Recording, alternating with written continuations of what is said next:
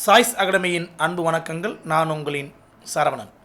பயிற்சியாளர்களே, நம்முடைய டைஸ் கணக்குகள் பார்த்துட்ருக்கோம்.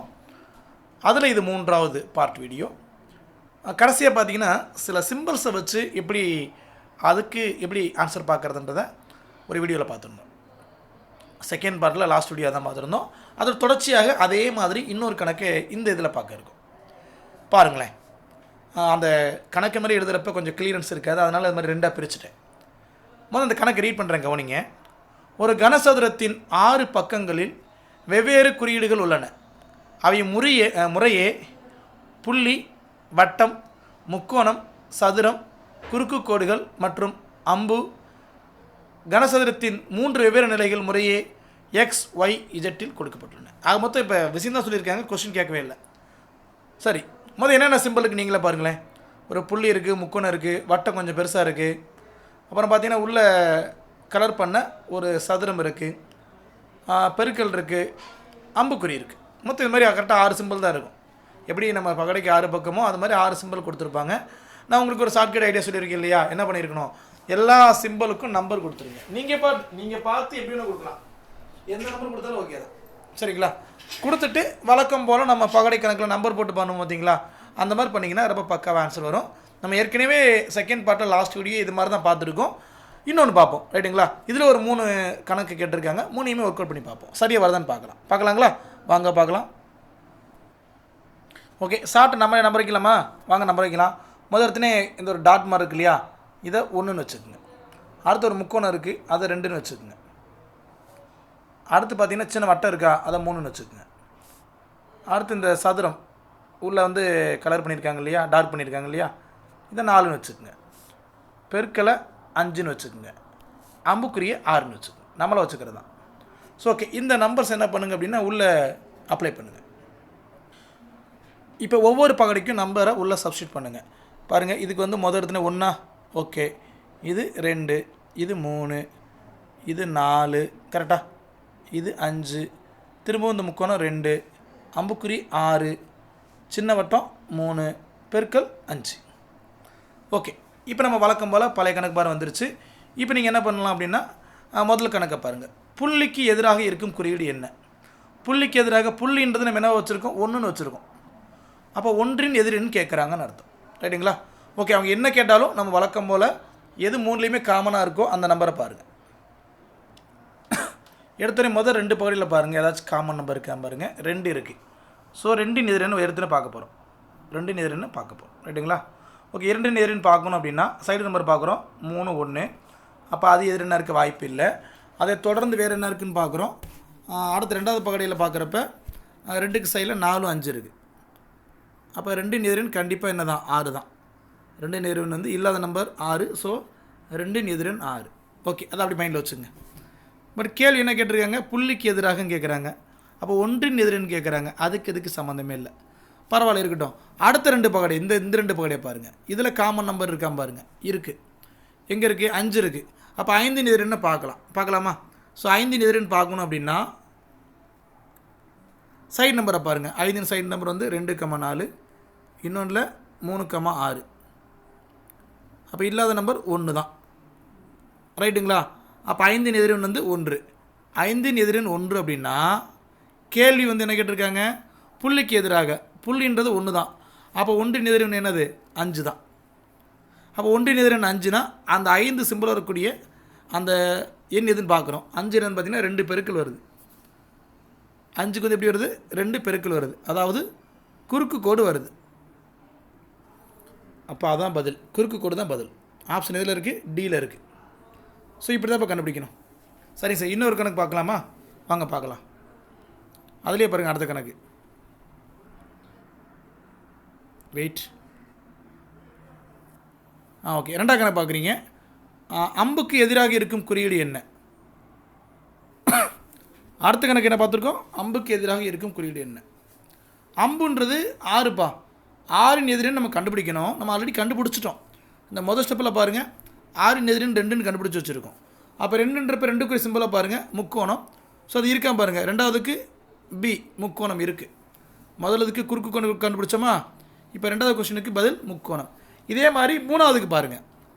வெயிட் பண்ணுங்கள். மூணாவதுக்கு படம் ஒய்யின் அடிப்பக்கம் உள்ள குறியீடு என்ன? கீழே ஆப்ஷனை எடுத்தோம்னா இந்த நம்பர்ஸ் மறந்துடும். அதனால் இப்படி வச்சு நம்ம என்ன பண்ணிடலாம், பதிலை கண்டுபிடிச்சிட்டு அப்புறம் ஆப்ஷன் பார்ப்போம். படம் ஒய்யின் அடிப்பக்கம், ஒய் எதுப்பா இருக்குது? ஒய்ன்றது ரெண்டாவது படம். இந்த ரெண்டாவது படம் இருக்குது இல்லையா, இதில் அடிப்பக்கம்.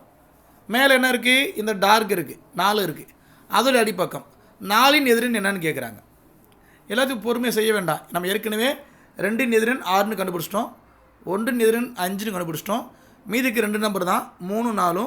கண்டிப்பாக அந்த 2 தான் ஒன்றுக்கு ஒன்று ஆப்போசிட் நம்பராக இருக்கும். அப்போ 4 மேலே இருக்குது அப்படின்னா கீழே கண்டிப்பாக 3 தான் இருக்கும். ஸோ 3ன்றதுக்கு என்னென்னு பார்த்தீங்க அப்படின்னா, 3ன்றதுக்கு சின்ன வட்டம். அப்போ ஒய்யின் அடிப்பக்கம் உள்ள குறியீடு சின்ன வட்டம் தான் இருக்கும். இருக்க பார்க்குமா? ஆப்ஷன் சியில் இருக்குது. அதுதான் சரியான பதில். புரியுதுங்களா? ஸோ இந்த மாதிரி சிம்பிளை கொடுத்தா எந்த உரி பண்ணிக்காதீங்க, நம்பரை சப்ஸ்டியூட் பண்ணி ப்ராப்பராக பண்ணுங்கள், ஆன்சர் வரும். ரைட்டுங்களா? ஓகே.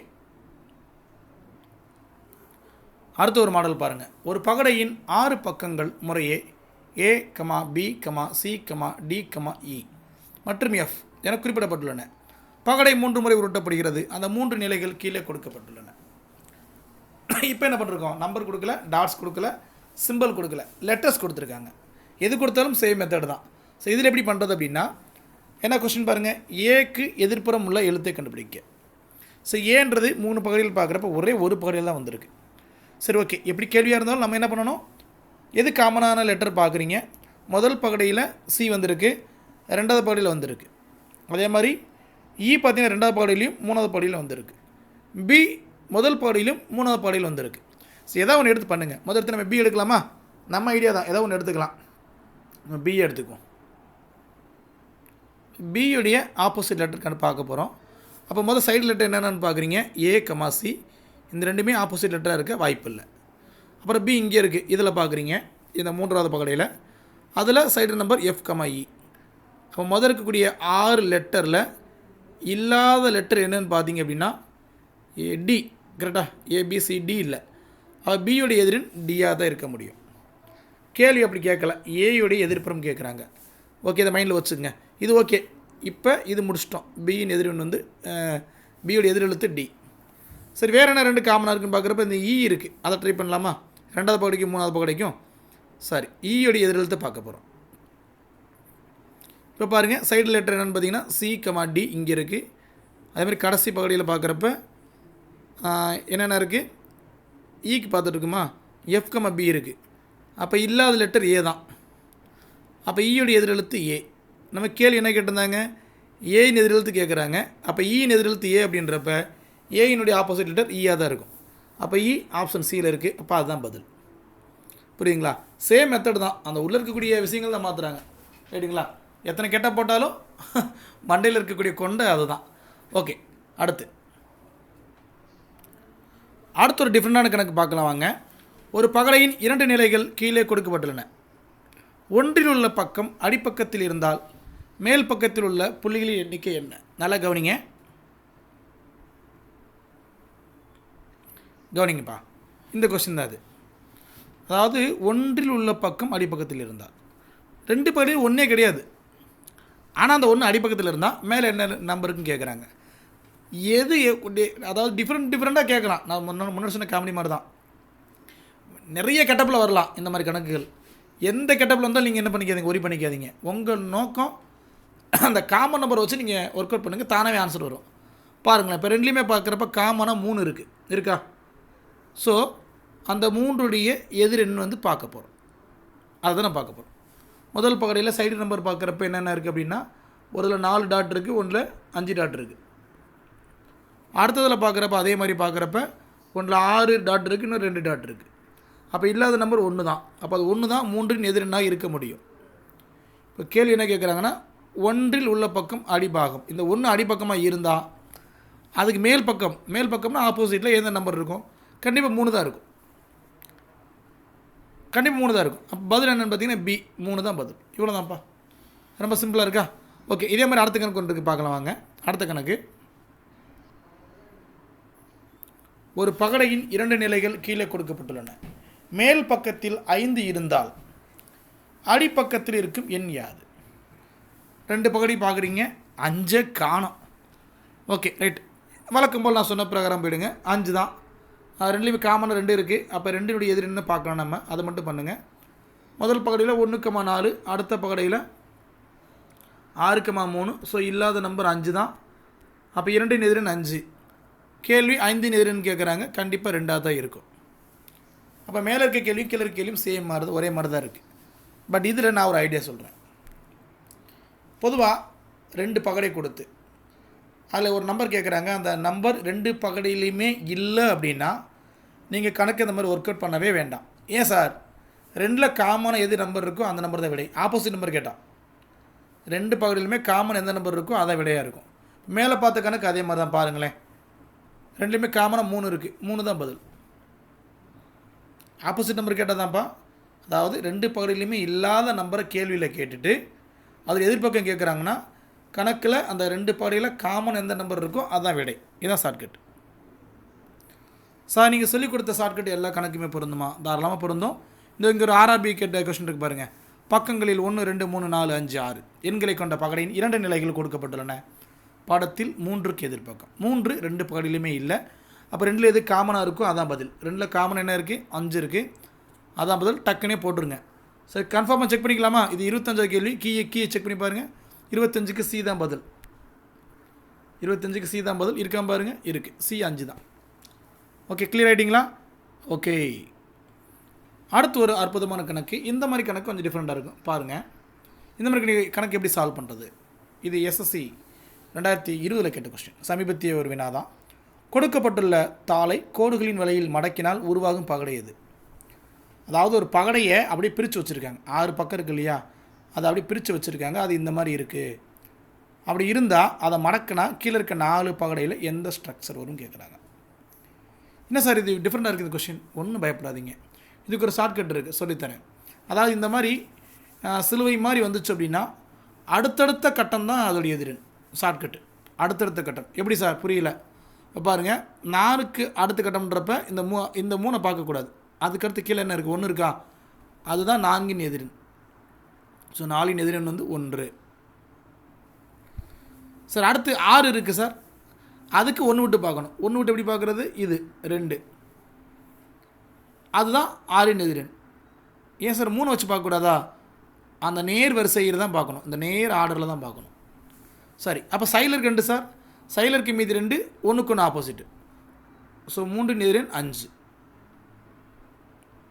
ஸோ எதிரெண்ணாக இருக்கக்கூடிய ஒரு நம்பர் சைடு நம்பராக இருக்க வாய்ப்பே இல்லை.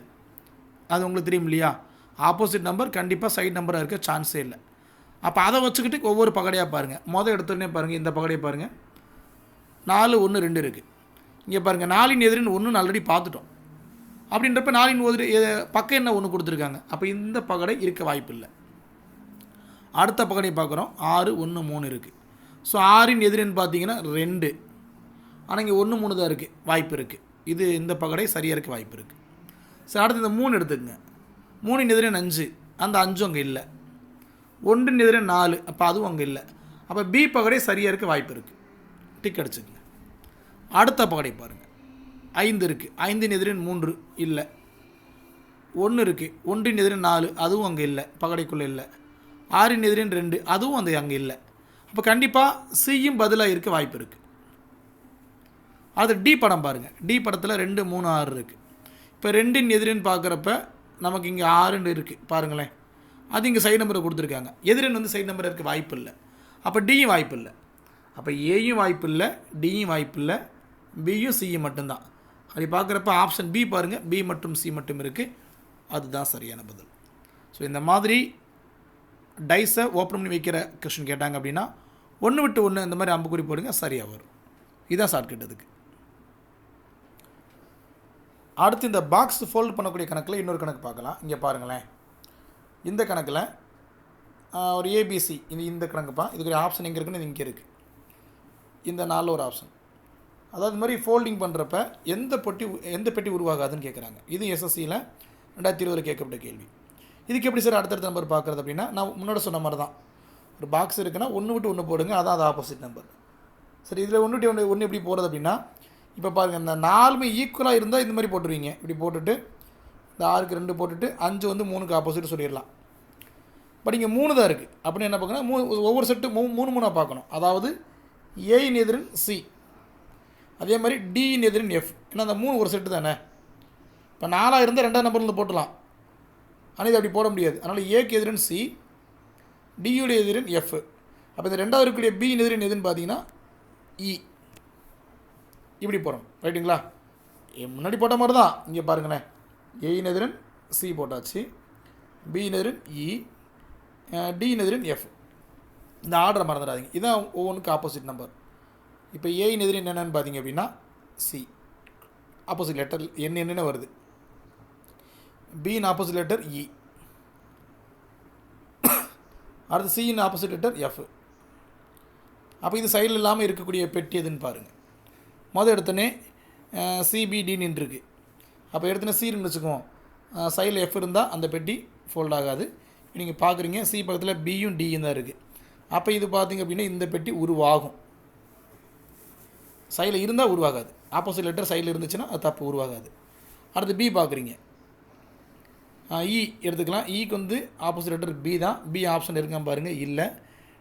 டிக்கு ஆப்போசிட் என்னென்னு பார்க்குறீங்க, டிக்கு ஆப்போசிட் எஃப். இங்கே திரும்ப சீன் போட்டிருக்கேன் பாருங்கள். டிக்கு ஆப்போசிட் வந்து எஃப், அதுவும் அங்கே இல்லை. இன்னொன்று ஏயின் ஆப்போசிட் சி, அதுவும் அங்கே இல்லை. அப்போ இதுவும் பார்த்திங்க அப்படின்னா